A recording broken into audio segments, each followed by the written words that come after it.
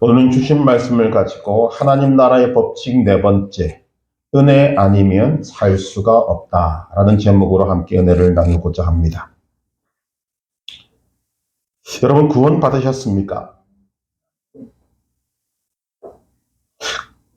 내가 하나님의 은혜로 구원받았다면 구원받은 사람은 구원이 무엇인지 이것을 설명하는 자리까지 당연히 나아가야 할 것입니다. 그러나 의외로 이 구원의 문제를 잘 설명하지 못하는 사람들이 대부분입니다. 오늘 이 부분을 놓고 우리가 이 은혜라는 측면에서 이 구원을 다시 한 번 더 살펴보고자 합니다. 구원이란 많은 말들로 설명할 수 있을 것입니다. 예수 믿는 것이다. 죄에서 사망으로 옮기는 것이다. 천국 가는 것이다. 하나님의 백성이 되는 것이다. 하나님의 자녀가 되는 것이다. 등등 다 구원에 대한 설명이 될 것입니다. 그 가운데 구원을 설명하는 말씀이 하나 있습니다. 요한복음 10장 10절 말씀인데 도둑이 오는 것은 도둑질하고 죽이고 멸망시키려는 것뿐이요 내가 온 것은 양으로 생명을 얻게 하고 더 풍성히 얻게 하려는 것이라. 자, 우리가 이 구원의 문제를 다루려면 먼저 죄가 설명되어져야 합니다. 죄가 무엇입니까? 라고 묻는다면 우리는 일반적으로 도덕적 죄를 먼저 떠올립니다. 도둑질이나 거짓말이나 살인이나 우리가 흔히 생각하는 도덕적인 죄. 그러나 이 도덕적인 죄는 죄의 근원에서 파생된 것일 뿐입니다. 성경이 말하는 죄의 근원은 무엇인가 하면 생명이신 하나님에게서 분리되는 것입니다. 그것이 하나님께서 아담에게 말씀하셨던 네가 선악과를 먹으면 반드시 죽으리라는 바로 그 내용입니다. 우리가 알다시피 아담은 하나님의 말씀을 들었지만 불순종해서 선악과를 먹었습니다. 그러나 당장 죽지 않았습니다. 오히려 930세까지 살다가 죽었습니다. 그래서 사람들이 헷갈리는 것입니다. 그러나 실제로는 선악과를 먹는 순간 죽었다라고 말합니다. 왜냐하면 하나님에게서 분리되었기 때문입니다.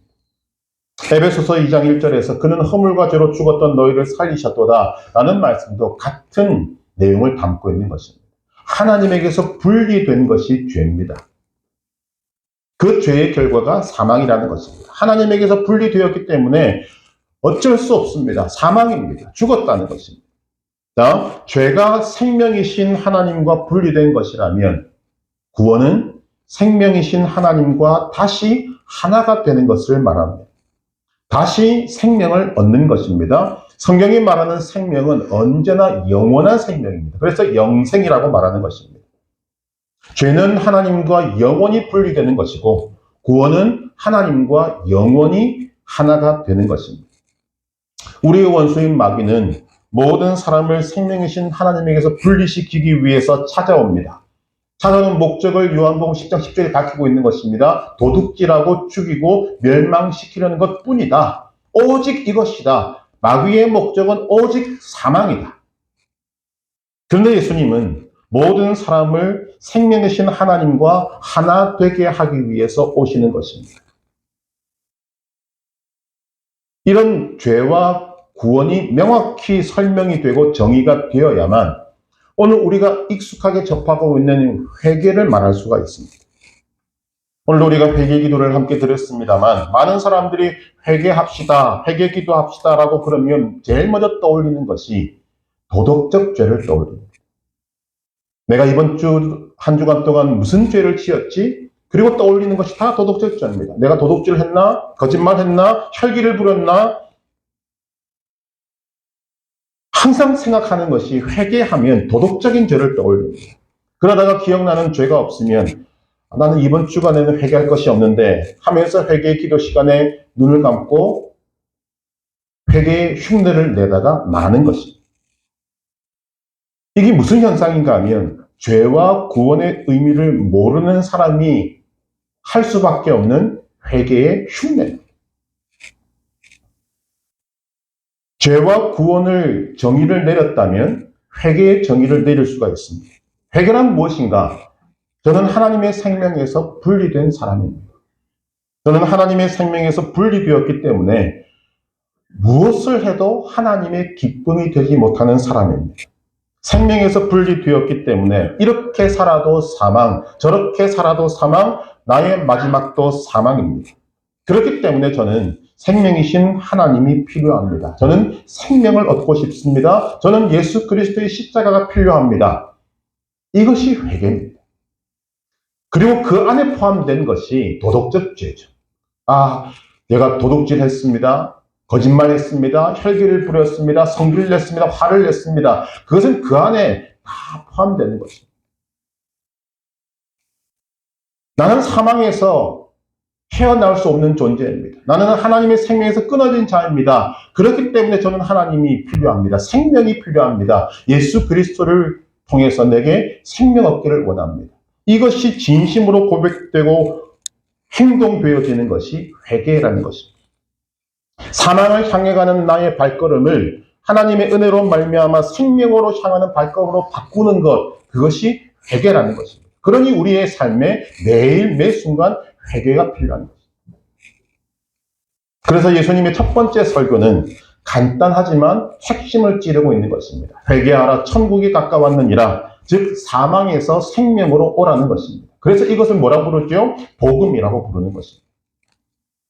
이 죄와 회개 그리고 구원 모두에 적용되는 것이 은혜라는 것입니다.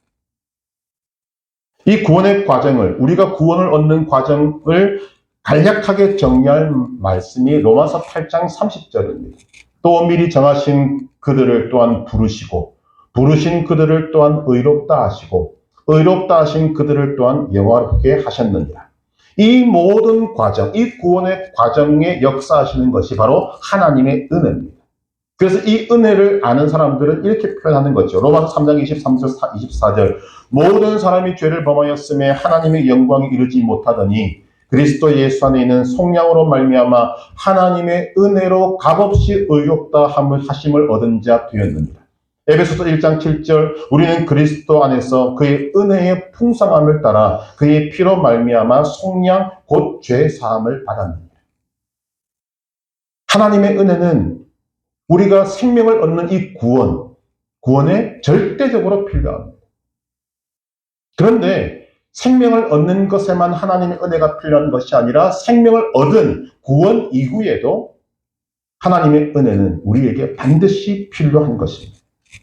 그래서 히브리서 4장 16절의 말씀은 그러므로 우리는 긍휼하심을 받고 때를 따라 돕는 은혜를 얻기 위하여 은혜의 보좌 앞에 담대히 나아갈 것입니다. 베드로전서 1장 13절 그러므로 너희 마음의 허리를 동이고 근신하여 예수 그리스도께서 나타나실 때에 너희에게 가져다 주실 은혜를 온전히 바랄지어다. 이 두 말씀 다 구원 얻은 사람에게 하신 말씀입니다. 은혜는 구원을 얻는, 생명을 얻는 데만 필요한 것이 아니라 구원 얻은 이후에 반드시 우리에게도 필요한 것이다. 그 말씀입니다. 다시 요한복음 10장 10절로 우리가 다시 돌아와야만 합니다. 도둑이 오는 것은 도둑질하고 죽이고 멸망시키는 것뿐이요 내가 온 것은 양으로 생명을 얻게 하고 더 풍성히 얻게 하려는 것이라. 예수님이 오신 목적을 분명히 밝히고 있습니다. 생명을 얻게 하고 더 풍성히 얻게 하려는 것이다. 우리의 삶은 생명을 얻고 생명을 더 풍성히 얻는 삶 가운데 있는 것입니다. 이를 위해서 우리에게 필요한 것이 뭐라고요? 은혜가 필요하다는 것입니다. 그런데 이 은혜를 우리가 좀 알아듣기 쉽게 설명해 주는 말씀이 오늘 말씀입니다. 오늘 말씀을 제가 잠깐 요약해 보겠습니다. 다윗이 이스라엘의 왕이 되었습니다. 드디어 다윗이 이스라엘의 왕이 되었습니다. 주변 나라들을 다 평정하고 평안을 누리게 되었습니다. 그때 다윗은 자 이제 내가 왕이 되었으니까 잘 먹고 잘 살아보자 라는 생각을 한 것이 아니라 놀랍게도 다윗은 이 순간에 하나님을 생각합니다. 2절에 보니까 나는 백향목 공에 살거늘 하나님의 궤는 휘장 가운데 있도다. 그래서 다윗은 결심합니다. 내가 하나님을 위해서 성전을 짓겠다. 그런데 그런 마음을 먹자 하나님께서 나단 선지자를 다윗에게 보내서 이렇게 말씀하십니다. 내가 너희 조상 누구에게 나를 위한 집을 지으라고 한 적이 있느냐? 너희가 나에게 무엇을 해줄 수 있느냐? 아무것도 줄 것이 없다. 나는 하나님이다. 오히려 내가 너에게 주겠다. 내 이름을 위대하게 만들겠다. 백성을 평안하게 만들어 주겠다. 나라를 견고하게 만들어 주겠다. 자, 듣는 다윗의 입장에서 볼 때 은혜의 말씀입니다. 아마 이 말씀을 듣는 다윗의 마음에 막 감동이 막 쓰나미처럼 밀려오지 않았겠습니까? 그러나 본격적인 은혜는 그 다음에 나옵니다. 내가 네 몸에서 날 네 씨를 네 뒤에 세워 그의 나라를 견고하게 할 것이다. 너의 소원도 그를 통하여 이룰 것이다. 그리고 14절 15절 우리 같이 한번 읽어보십시다. 사무엘하 7장 14절 15절 나는 그에게 아버지가 되고 그는 내게 아들이 되리니 그가 만일 죄를 범하면 내가 사람의 매와 인생의 채찍으로 징계하려니와 내가 네 앞에서 물러나게 한 사울에게서 내 은총을 빼앗은 것처럼 그에게서 빼앗지는 아니하리라. 아멘. 여러분 이것이 은혜. 이것이 오늘 우리에게 필요한 은혜라고 말씀하시는 것입니다. 제가 좀 풀어드리겠습니다. 사람은 서 있으면 앉고 싶어. 앉아 있으면 눕고 싶고, 눕고 싶으면, 누우면 자고 싶어집니다. 본능이죠. 이대로 살면 편합니다. 본능이 이끄는 대로 살면 삶은 참 편합니다. 그런데 인생은 망합니다. 우리가 잘 알고 있지 않습니까? 여러분들에게 이런 경험이 없는지 모르겠습니다. 시험 때가 다가오면 학창시절에 시험 때가 되면 잠이 더 옵니다. 내일 시험이면 오늘이라도 눈에 불을 켜고 공부를 해야 하는데 그런 마음을 먹으면 먹을수록 잠이 막 쏟아집니다. 갈등 하다가 5분만 자자 그래서 잠깐 눈 붙이고 나면 아침입니다. 그래 허둥지둥 학교 가서 시험을 망치는 거죠. 무슨 말인가 하면 본능을 따라가다 보니까 시험을 망치는 것입니다. 그런데 시험을 망치는 것은 한 번으로 끝날 수 있지만 우리 인생 전체에서 본능이 이끄는 대로 나의 생각이 이끄는 대로 감정이 이끄는 대로 내 하고 싶은 대로 살면 그 인생 전체가 망하는 일이 일어나게 된다는 것입니다.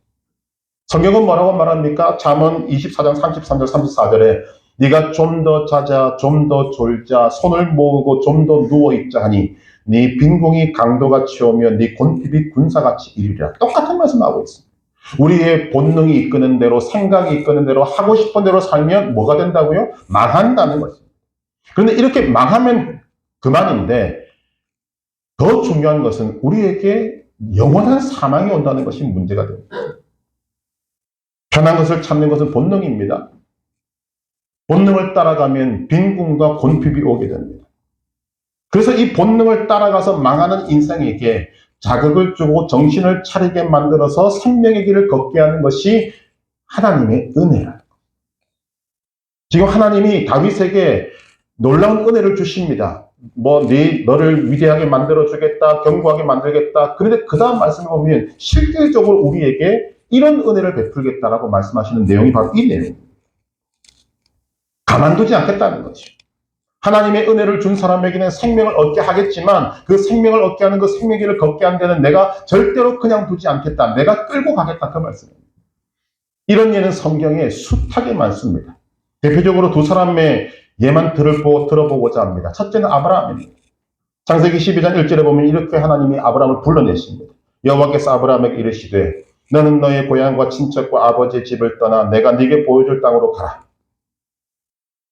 자, 우리가 아브라함의 입장에서 이 말씀을 보십시다. 아브라함은 75세가 될 때까지 자신의 고향에서 살았습니다. 본능을 따라 살았고 관습을 따라 살았습니다. 자식만 없었다 뿐이지 괜찮다 싶은 삶을 산 것으로 보입니다. 그의 삶에 특별한 일이 없으면 아브라함은 그런 삶을 살다가 죽을 것입니다. 그런데 이런 삶을 살면 마지막에 뭐가 오죠? 영원한 사망이 옵니다. 그런 아브라함에게 특별한 일이 일어났습니다. 하나님께서 아브라함을 찾아오신 것입니다. 하나님께서 아브라함을 부르신 것입니다. 이것이 은혜입니다. 자, 그렇다면 하나님은 은혜로 아브라함에게 임하셨는데 아브라함 입장에서는 은혜가 뭐로 온 것입니까? 고생으로 온 것입니다. 75세인 노인에게 고향과 친척과 아버지 집을 떠나라고 합니다. 그런데 떠나는 것도 문제지만 목적지도 알려주지 않고 그냥 가라고 말합니다. 히브리서 11장 8절 믿음으로 아브라함은 부르심을 받았을 때에 순종하여 장래의 유업으로 받을 땅에 나아갈새 갈 바를 알지 못하고 나아갔으니 고생길이죠. 여러분 우리가 이 문제를 오늘 해결해야 하는 것입니다. 우리는 은혜하면 다 좋은 것으로 생각합니다. 물론 하나님께서 우리 주신 은혜는 좋은 것입니다. 그런데 그 은혜를 받는 우리의 입장에서 보면 하나님의 은혜는 우리에게 고생입니다. 왜냐하면 하나님의 은혜는 우리에게 본능을 따라 살지 못하도록 하기 때문입니다. 내 생각대로 살지 못하게 하기 때문입니다. 여러분 그게 얼마나 힘든 것인지 압니까? 인간적으로는 편히 살 수 있었는데 하나님의 은혜가 임하니까 소위 고생길로 들어선 것입니다. 여기서 우리가 물어야 되지 않겠습니까? 왜 하나님은 아브라함에게 은혜를 주셨는가? 목적은 분명합니다. 생명을 주시기 위해. 이 생명을 주시겠다는 것을 어떻게 표현하는가 하면 창세기 12장 2절 3절 이렇게 말합니다. 내가 너로 큰 민족을 이루고 네게 복을 주어 네 이름을 창대하게 하리니 너는 복이 될지라. 너를 축복하는 자에게는 내가 복을 내리고 너를 저주하는 자에게는 내가 저주하리니 땅의 모든 족속이 너로 말미암아 복을 얻을 것이라 하신지라. 자, 하나님께서 아브라함에게 주신 것이 뭐지요? 복입니다. 하나님께서 아브라함을 통해서 모든 민족에게 주시고자 하는 복이 무엇입니까? 생명. 인간에게 가장 중요한 복이 무엇인가? 생명입니다. 아브라함을 복으로 만드신 목적도 생명입니다. 은혜의 목적은 생명입니다. 정확히 말하면 생명을 주시고 생명의 풍성함을 누리고 생명을 유지하기 위해서 반드시 필요한 것이 하나님의 은혜라는 것입니다. 이 은혜는 우리에게, 인간에게 제일 중요한 복입니다. 동시에 고생입니다. 우리는 이 문제를 나의 심령 속에서 해결해야 하는 것입니다. 본능대로 살아서 영원한 사망에 이를 것인가? 아니면 힘들지만 하나님의 은혜를 받고 그 은혜의 길을 따라서 생명의 길을 걸어가서 영원한 생명을 얻을 것인가? 여기서 우리는 선택해야 한다는 것입니다. 그것이 오늘 우리에게 중요한 은혜의 목적입니다. 하나님은 아브라함에게 은혜를 베푸셨습니다. 그 은혜의 열매를 볼 수 있는 것이 창세기 22장입니다. 창세기 12장에서 하나님의 은혜로 부르심을 받은 아브라함, 이 아브라함은 창세기 22장에서 100세 얻은 아들 이삭을 번제로 바치는 놀라운 모습을 보여줍니다. 이것이 은혜의 열매입니다. 여러분 이것을 가지고 윤리적, 도덕적으로 따지면 할 말이 없습니다. 그러나 생명의 차원에서 보면 아브라함이 이 생명을 얻기 위해서 어떤 길을 걸어왔고 어떤 은혜의 열매를 얻었는지를 우리가 보는 것입니다.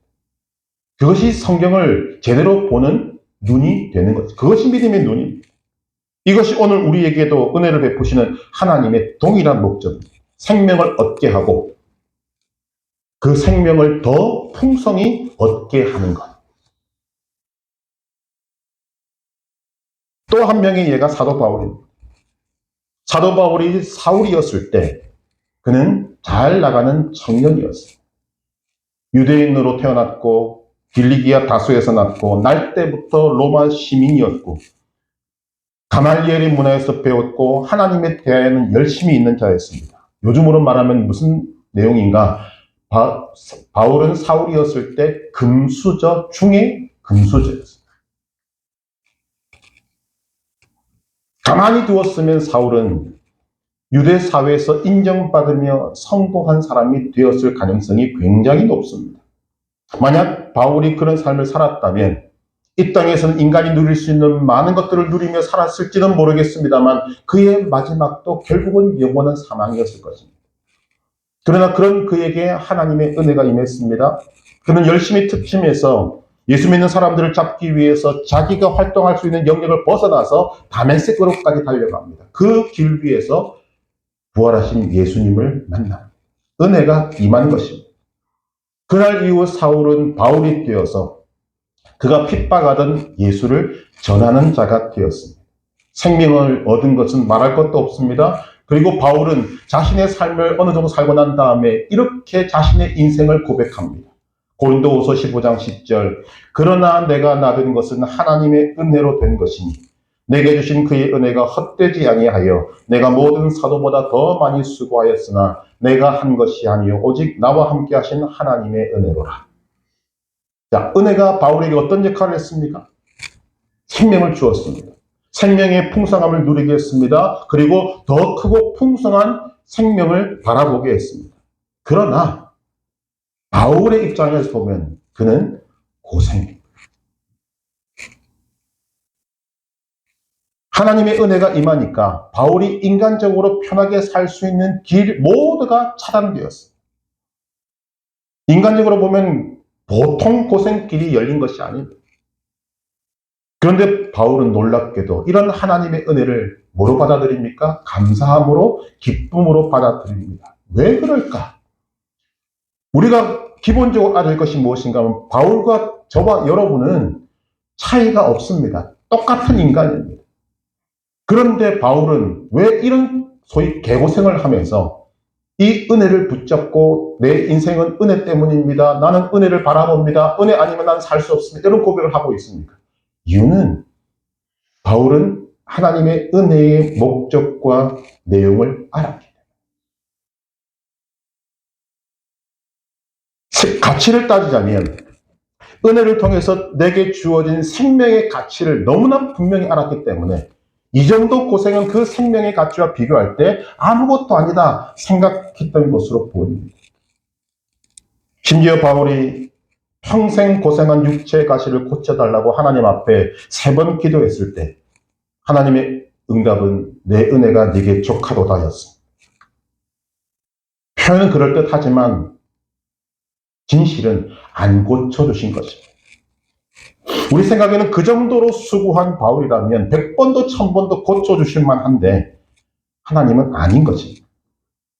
하나님께서는 바울의 병을 고쳐주시 않으시면서 그 이유를 밝히십니다. 내 은혜가 네게 족하도다. 이는 내 능력이 약한 데서 온전하여집니다. 어쨌든 안 고쳐주셨습니다. 중요한 것은 바울의 반응입니다. 고린도후서 12장 9절 나에게 이르시기를 내 은혜가 네게 족하도다. 이는 내 능력이 약한 데서 온전하여짐이라 하신지라. 그러므로 도리어 크게 기뻐함으로 나의 여러 약한 것들에 대하여 자랑하리니 이는 그리스도의 능력이 내게 머물게 하려 합니다. 저는 솔직히 이 내용의 깊이를 모르겠어요. 이유는 글로는 들리고 말로는 들리는데 그 깊이를 솔직히 모르겠습니다. 그런데 바울의 반응을 볼 때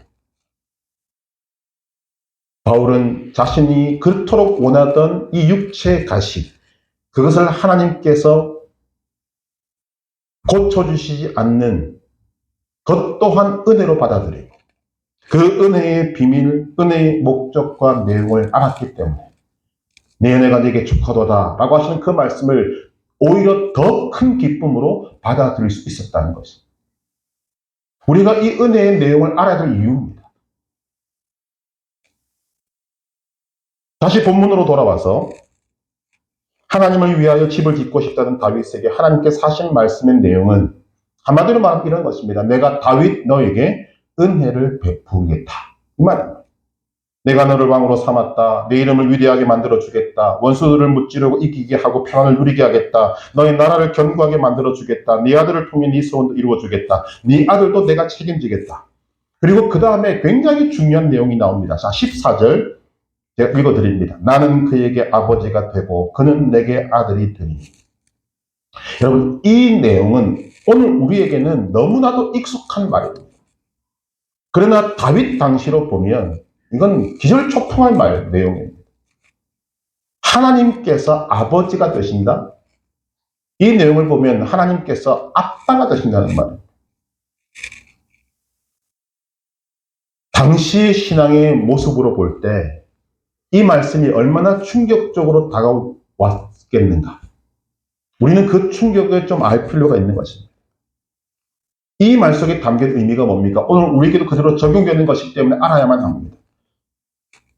나는 그에게 아버지가 되고 그는 내게 아들이 되리니. 이 말이 무슨 말인가 하면 아버지가 자식을 양육하듯이 하겠다는 뜻입니다. 구체적으로 말씀드리면 먹을 것, 마실 것, 입을 것 등 삶에 필요한 모든 것들을 공급하는 것은 말할 것도 없고 위로와 격려와 칭찬도 하시겠다. 그러다가 잘못하면 사람의 매와 인생의 채찍으로 징계도 하시겠다는 것입니다. 이 모든 것들이 다 은혜다. 이 은혜의 내용이 오늘 우리에게 그대로 적용이 됩니다. 하나님은 아버지, 우리는 자녀입니다. 하나님은 우리에게 아버지의 역할을 하시겠다는 거죠. 그것도 더 강력하게 하실 것입니다. 왜냐하면 하나님과 우리는 하나님이신 예수 그리스도의 피로 세운 언약으로 맺어진 관계입니다. 어찌 보면 다윗을 향하여서 솔로몬을 향하여서 내가 그의 아버지가 되겠다는 것보다도 오늘 우리에게 아버지라는 개념은 훨씬 더 강력한 것입니다. 이 말은 우리가 이렇게 해석해야 됩니다. 더 강력하게 내 자녀들에게 은혜를 베풀겠다. 자, 그렇다면 이 강력한 은혜를 베풀겠다는 하나님의 의지 속에 우리는 어떤 태도가 있어야 되는가? 결국 하나님의 은혜 속에 있다는 것은 여러분 이렇게 결심하셔야 한다는 것입니다. 아, 나는 이제 죽었구나. 인간적으로 죽었구나. 고생길이 활짝 열렸구나 생각하시라는 것입니다. 하나님의 은혜가 임하기 전에는 마음대로 살았습니다. 본능대로 살았습니다. 인생의 처음도 마지막도 사망인 것을 모르고 그냥 열심히 살았습니다. 생명의 근원에서 끊어져 있으니 목적을 세워도 목적이 헛것이 되고 삶의 내용도 헛것이 되고 가치를 추구해도 망하는 가치밖에는 거둘 것이 없는 그런 우리의 인생이었습니다. 그런 나에게 하나님의 은혜가 임하여서 하나님의 자녀로 불러주신 것입니다. 생명을 주신 것입니다. 그리고 생명의 풍성한 열매를 맺기 위해서 끊임없이 은혜를 주십니다. 그것이 오늘 우리를 어떤 길로 인도하느냐? 넓고 평탄하고 화려한 길로 인도하는 것이 아니라 고생길로 인도하는 것입니다. 성경에 여러분 이런 표현들을 가만히 생각해 보십시오. 좁은 길로 가야 한다.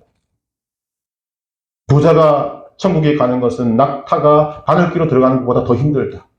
그런 말씀이 다 이 말씀 속에 포함되어 있는 것입니다. 우리는 너무 은혜를 너무 좋게 받아들이고 표현하는 것을 좋아합니다. 그러면서 이 내용도 모른 채로 우리는 은혜를 달라고 은혜를 소망하는 그런 모습으로 살고 있는 것입니다. 아닙니다. 하나님의 은혜가 내게 임한다는 것은 인간적으로 보면 고생길이 활짝 열린 것입니다. 하나님의 은혜를 통해 끊임없이 우리를 독려하십니다. 자, 생명의 길을 시작하자. 그동안 편하게 살았지 않느냐? 그렇게 살면 망한다. 이제는 나와 함께 생명의 길을 달려보자.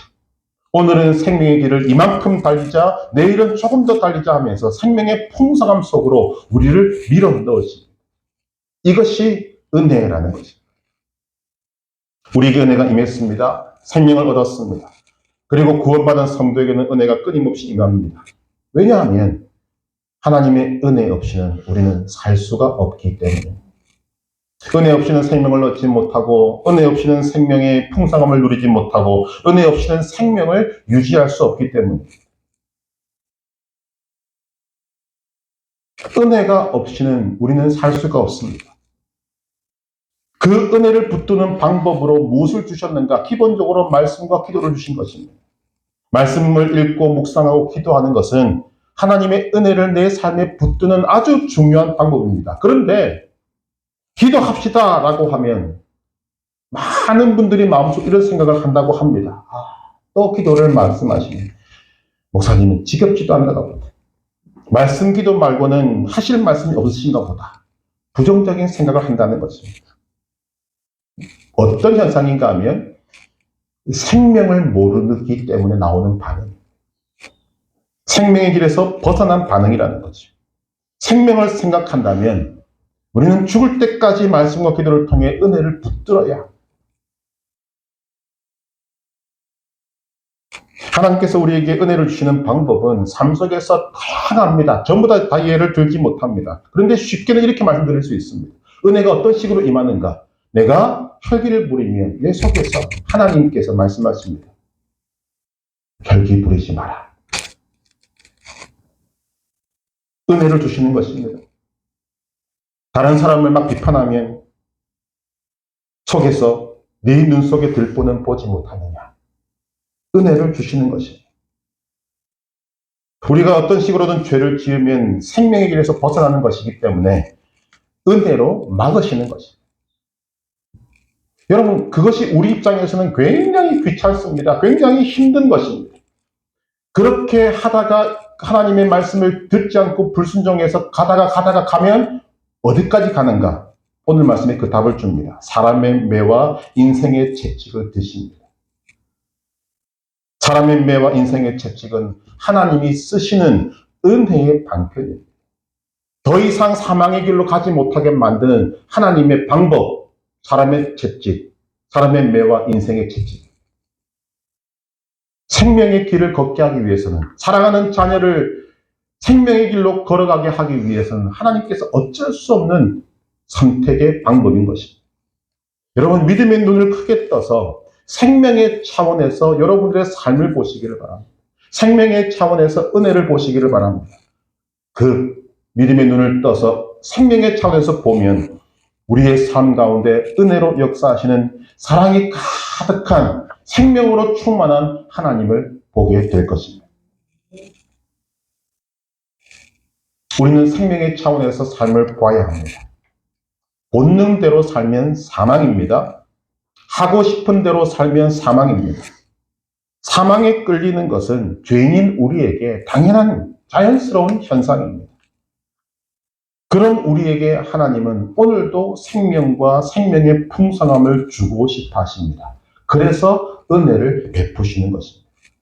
우리는 하나님의 은혜 없이는 살 수가 없습니다.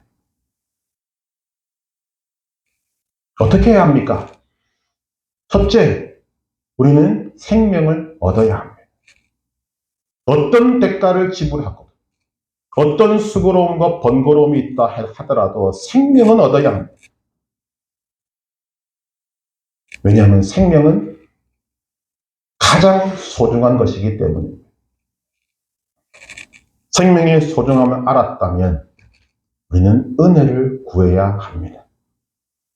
왜냐하면 은혜 없이는 생명을 얻을 수 없기 때문입니다. 은혜 없이는 생명의 길을 갈 수 없기 때문입니다. 그러므로 적극적으로 은혜를 구해야 합니다. 그리고 즐거운 마음으로 이 은혜와 함께 오는 고생을 감수해야 합니다. 그것이 생명의 길을 걷는 것입니다. 로마서 12장 11절은 말합니다. 부지런하여 게으르지 말고 열심을 품고 주를 섬기라. 세 번째, 이 은혜는 믿음과 순종으로 받아야만 합니다. 하나님께서는 은혜를 베푸시지만 우리에게 주신 이것 때문에, 이 본능 때문에 우리는 은혜를 거절할 때가 참 많습니다. 그러나 생명의 차원에서 그 은혜를 바라본다면 우리는 믿음과 순종으로 받아들여야 할 것입니다. 왜냐하면 은혜 없이는 생명의 길을 걸어갈 수 없기 때문입니다. 믿음과 순종으로 걸어갔던 믿음의 선배들을 여러분 떠올리시기를 바랍니다. 아브라함과 다윗뿐만 아니라 사도 바울뿐만 아니라 믿음의 길을 걸어갔던 수많은 사람들이 바로 이 하나님의 은혜에 붙들려서 영원한 생명을 얻고 그 생명의 풍성함을 누리고 더 생명의 풍성함을 바라보는 그런 삶을 살았다는 것을 우리는 기억합니다. 믿음과 순종으로 하나님의 은혜를 여러분들의 삶에 머물게 하고 풍성한 열매를 맺게 하시기를 바랍니다. 하나님은 약속하신 대로 생명의 풍성함을 누리고 맺게 해 주실 것입니다. 하나님의 은혜를 통해 생명을 얻고 생명의 풍성함을 누리고 생명을 유지하여 하나님의 기쁨이 되는 여러분 되시기를 주님의 이름으로 축복합니다.